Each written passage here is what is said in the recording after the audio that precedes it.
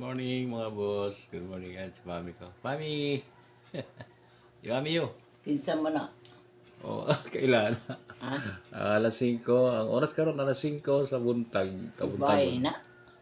Kinsa man eh. Di ba kakailasin mo sarili? Ha? Wala, di kakailasin mo sarili. Sa, Ayan na. sawa ni Roy, oh? Dili. Ikaw man na. Um, Ay, ako ba na? tinimpla ko muna ng gatas si mother ko. Yan. Ha? Yan. Gatas muna siya. 5 na kaya. Unya na siya mag... Ila ako manday na. Oh, unya na siya mag-almusal. Lulutuan ka naman siya ng sinabawang isda, sabi niya. Kaya pinalambot ko pa dahil galing sa rep. Kapalilo. Kita mga boss, malinis na. Pagdating ko, grabing kalat yan. Puro mga walang hugas plato.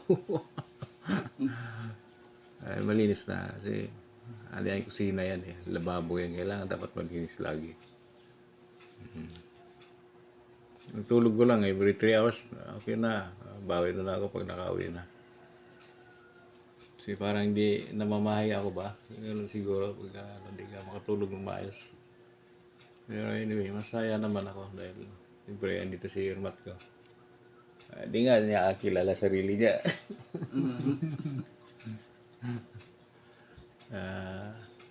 Hanggat may oras pa, kasi mamaya busy na naman ako.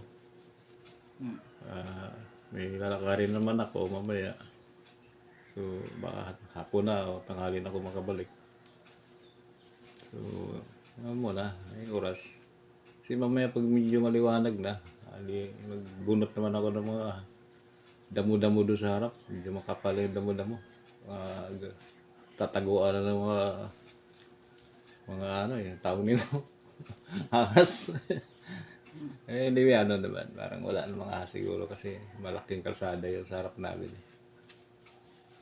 Tanggalan ko lang kasi parang abandoned place na to eh, di ba?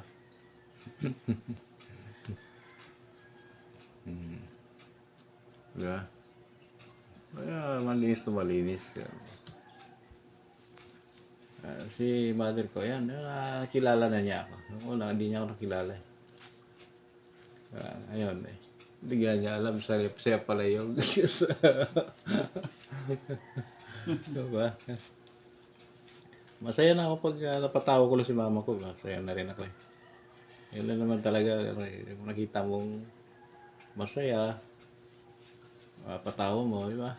Kasi lahat ng kinapile ko kasi ito, pagdating ng exact time, pwede kong i-play. I-archive ko lang siya.